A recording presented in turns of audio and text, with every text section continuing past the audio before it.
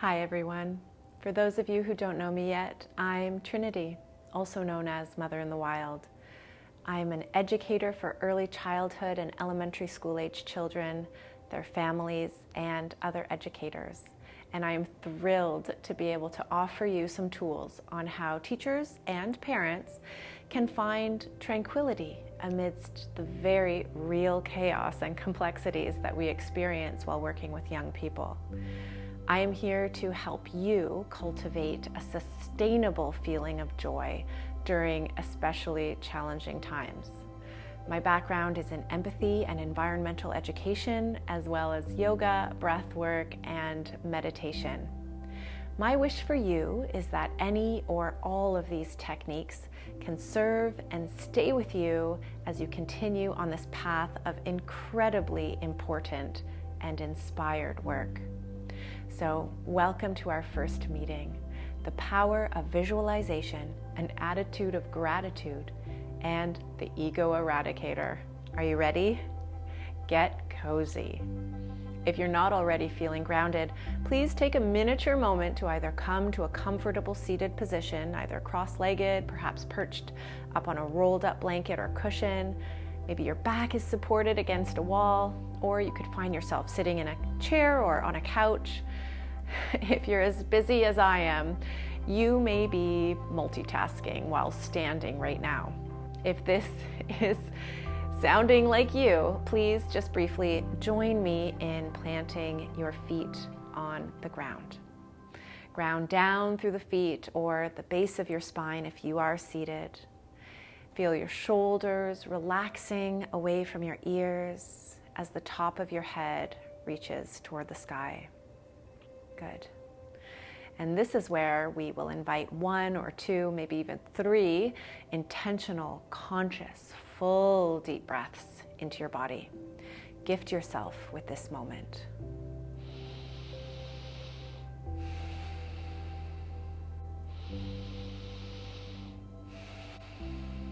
Beautiful. Learning various breathing techniques has supported me in my daily life, as well as in the long game of teaching and parenting like nothing else I've tried. But before I begin sharing these amazing tools with you, I want to offer you a foundation from which to begin this growth. This video will introduce, or perhaps just remind or reinforce, a simple daily ritual that promises to shift your emotional, mental, cognitive, and cellular state, and it all begins with your imagination. Let's talk about gratitude. Did you know that grateful people have greater neural sensitivity in their prefrontal cortex? Gratitude can actually change your brain. Gratitude practices also improve mental resilience, meaning we can face and comprehend and respond rather than react to the many challenges life presents. Not only that, but it increases our positive emotions, and who doesn't want to experience more joy? When simply considering what we're grateful for, taking a few moments just to contemplate all that seems good about life, our brain begins to release dopamine and serotonin, the happy hormones, just because we've visualized the things that bring us a feeling of gratitude. This practice alone moves our attention away, even if just momentarily, from toxic or negative thought patterns, which we all know play a significant role in keeping us in states of anxiousness, stress, and being depressed. So, my simple invitation to you is to either record the list of what you're grateful for onto a notepad, into your phone's voice memos, or simply store them in your brain on a daily basis. It could take less than 1 minute to complete. I encourage you to find a time of day when you can stay consistent in creating this little list. Perhaps it's while you take your second sip of coffee or tea, or while you're on your way to work. It could even be at the end of the night while you're slipping off to sleep. Decide on a non-negotiable time with yourself within each day where you will commit to picturing the things in your life that cause you to feel grateful.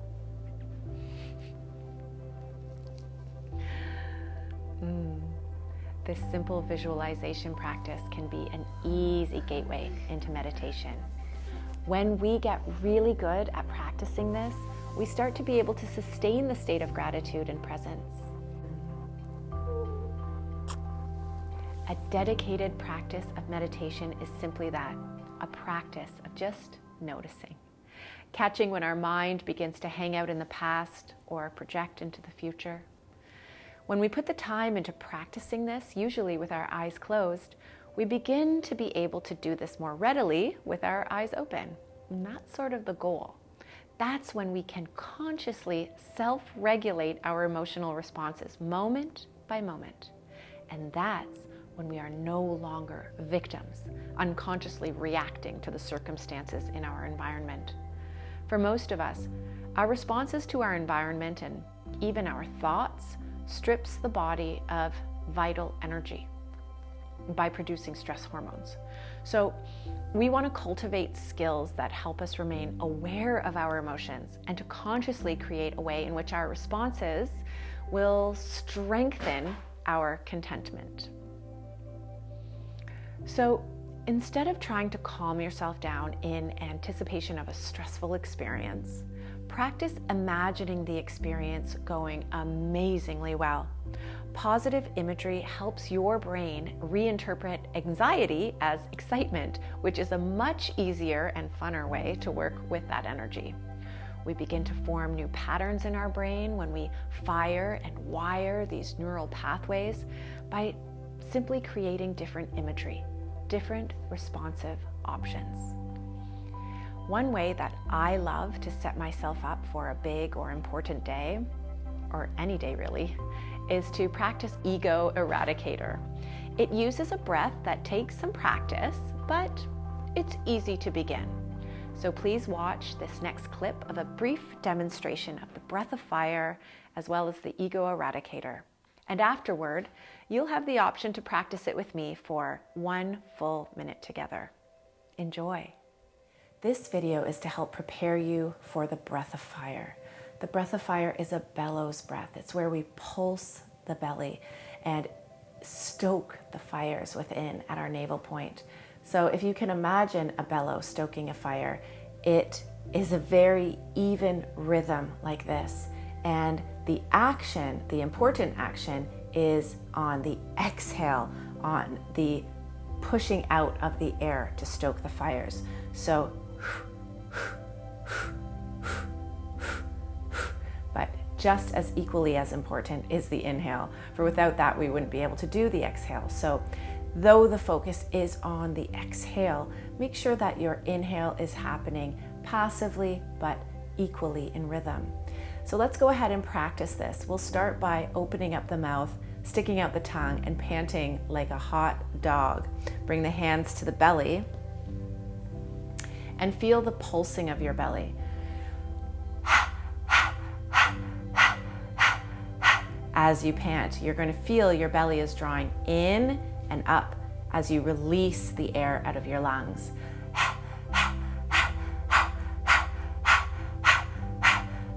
No need to overthink this. The action will happen naturally, especially if you just let it be. But it does take practice. So allow yourself the time and space to really get the rhythm of this breath. Go ahead and you can hold your belly if you'd like, but this time I'd like you to close the mouth, seal off the lips. The breath of fire is usually done through a closed mouth and through the nose. So take a deep inhale through the nose and begin pulsing the belly.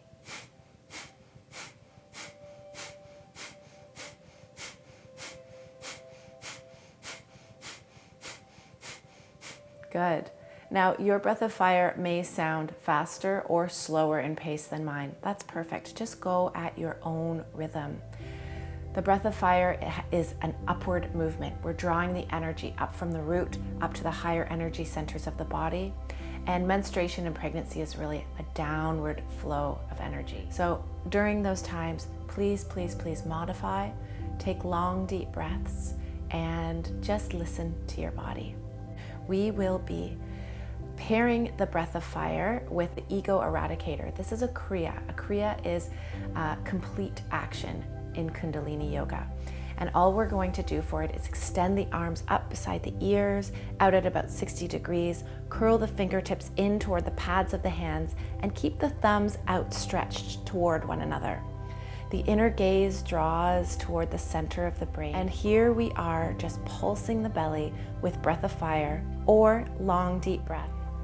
So we'll practice it here for about 10 seconds. Arms are outstretched, elbows are straight, and thumbs are pointing toward one another. Take a deep inhale through the nose and begin breath of fire.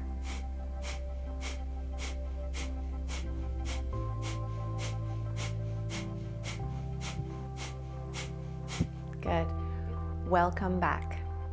Now we'll have a chance to practice the breath of fire and the ego eradicator together here. I like to do the ego eradicator for 3 minutes at the beginning of each day. I'll set a little timer and set myself up comfortably, and then begin with the breath of fire or a long deep breath if I'm menstruating or pregnant. But for the purpose of today's practice, let's do it for 1 minute. I've set up a timer here. I'm comfortably seated. You can be standing as well to do this. Just make sure that you're rooted down into the earth. And extend the arms overhead, curling the fingertips in toward the pads of the hands as the thumbs stretch out toward one another. You are invited to close down the eyes, bringing your inner gaze to the brow point between the eyebrows and back a bit toward the center of the brain.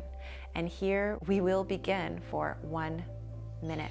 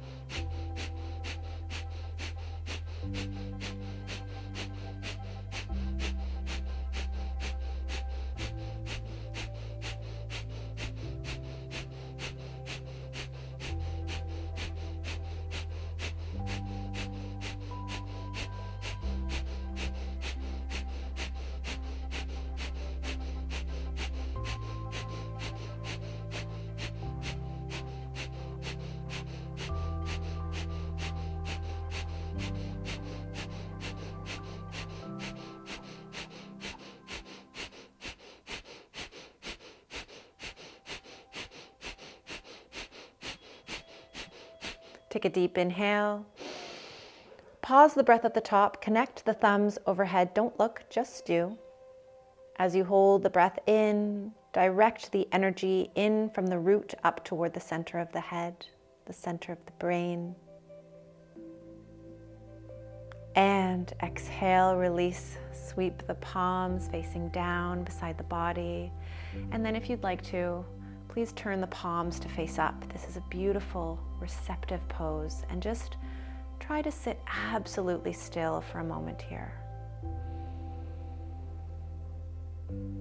Allowing the breath to return to its natural pace and just taking a few seconds to notice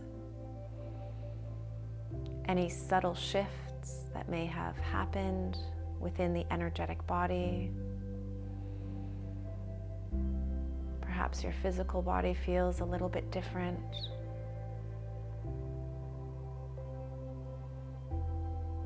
Just noticing.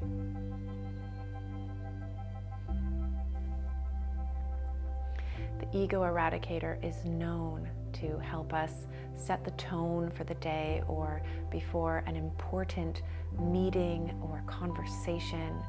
Again, it's preparing us to greet moments that may be invoking some anxiety as an exciting time, helping us prepare from a grounded state of awareness, gratitude, and presence. I hope these tools have offered you some inspiration today, and I look forward to seeing you again. If you liked this video, please feel free to hit the like button, subscribe to my channel, or share this with friends. Until next time.